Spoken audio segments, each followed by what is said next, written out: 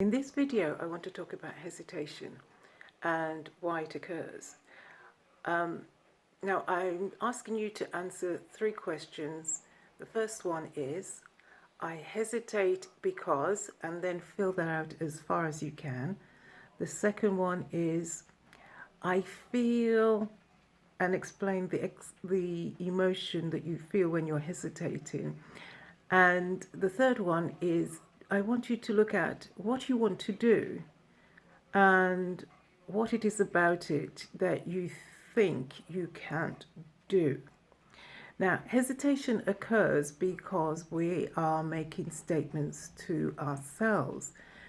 We have a self-talk going on. It's an internal conversation.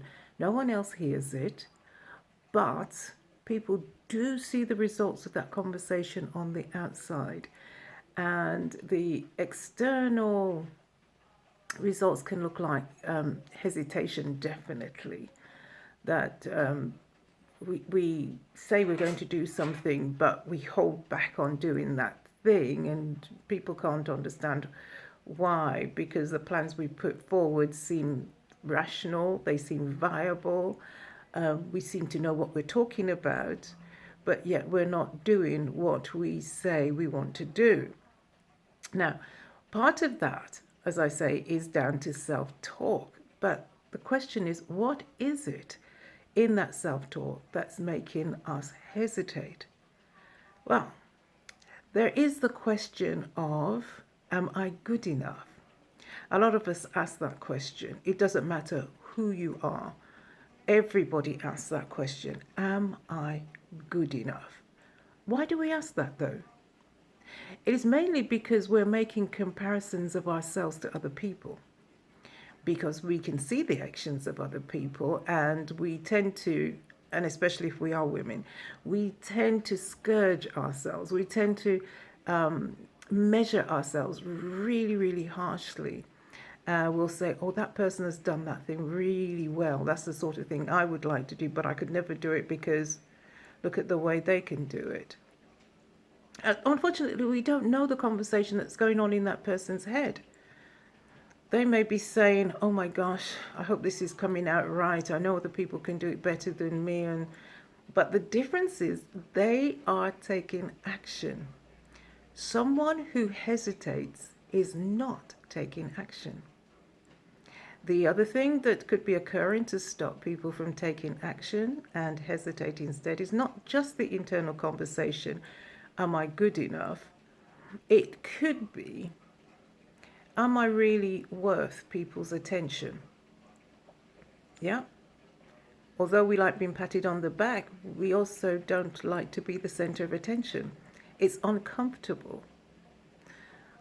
This is because of our self-image. Self-image is very important. If you do not know who you are or what you are, how can you accept another person's opinion or view of you? It becomes very difficult. What is the measuring rod? What is the thing we use for comparison? As a Christian, we would say, I am made in the image and likeness of the Almighty. We may use the scriptures in the Psalms to say that we are daughters and sons of a king. We may use other scriptures that say that we are wonderfully and beautifully made, but until we can accept those as a truth about who we are, it makes no difference what the head knows. It makes no difference what the mouth can recite. It has to be something that we really, really believe. Okay, so those are 2 things that can happen, the self-talk and the self-image. But what else is it that makes us hesitant? Well, the other thing is self-expectancy. What do we expect from ourselves? And this is key to taking action, is even if our self-talk is not that hot or our self-image is a bit shaky, self-expectancy is almost the fuel that drives us forward. What do we expect of ourselves? Now, If during our maturing years and our childhood we heard, you'll be nothing, you are nothing, look at you, you're wasted time, wasted space, I don't know why I'm wasting my time on you, you're so stupid, you're ignorant, why can't you do better, look at so and so, look at their children, they're better than you, you know, you'll never measure up.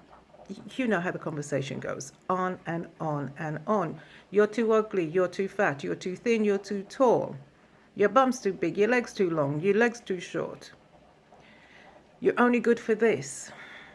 Self-expectancy will feed off those messages that we have heard. Now, we can do something about that. We can do something about everything, actually.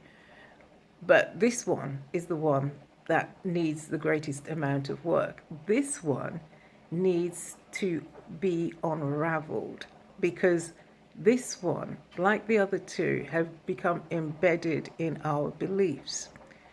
So now the question is, what do we believe about ourselves?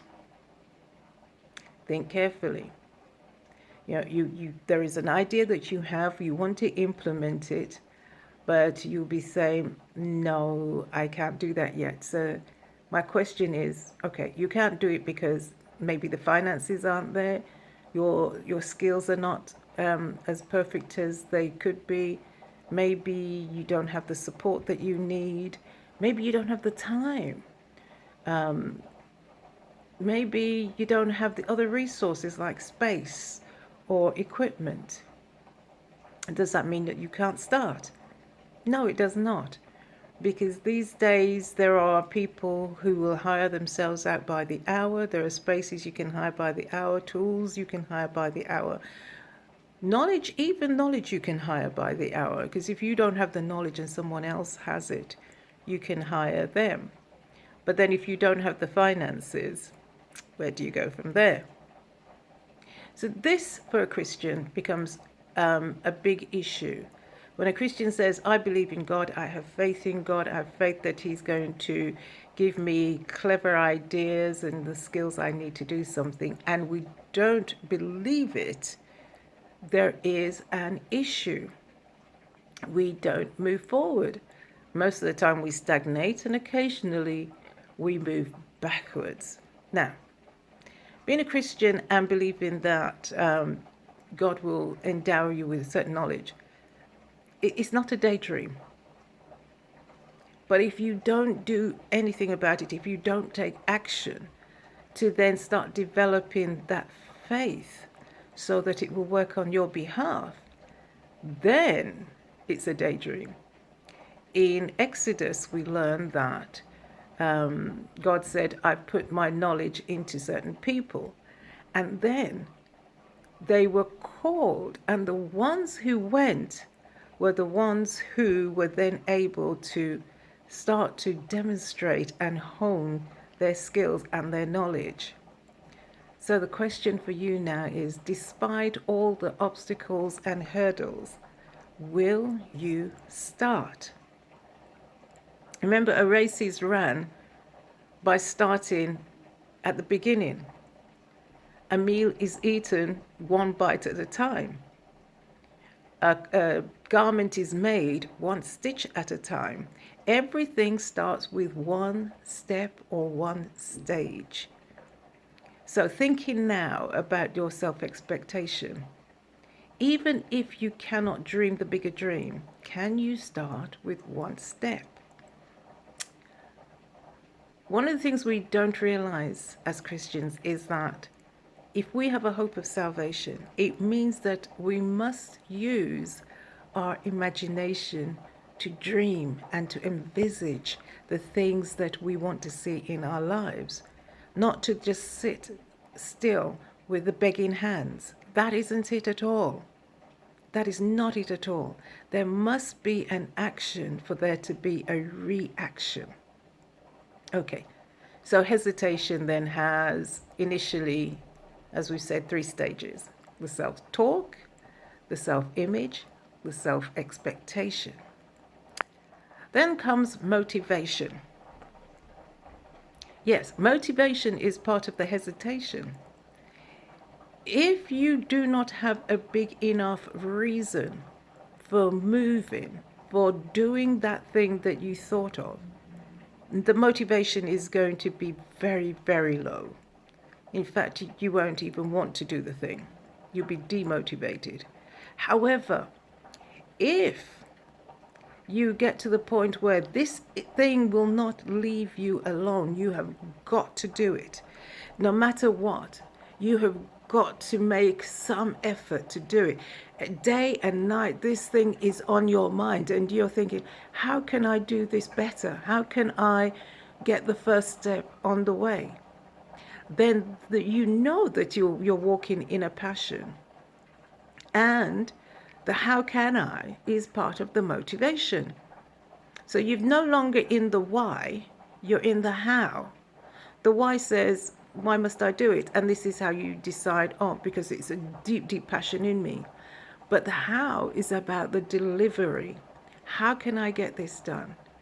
Then there's the where. Where can I turn for resources or support? And then there's the when. When should I be taking action, and when should I be starting to actually release my service or my product into the world? When should I be looking for a better solution to the way I live my life? Now that is a big one.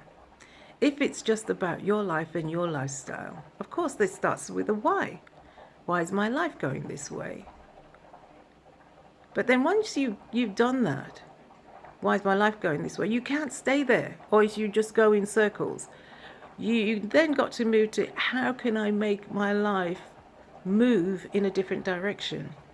Now from that question will come a question that's, what can I do differently? And here you've got the first part of your momentum. The what can I do differently? Now you have got to examine everything that you're doing and then work it out. Does this serve me? Does it serve my life purpose? Does it move me from here to there? No matter what we do, our self-talk has to change.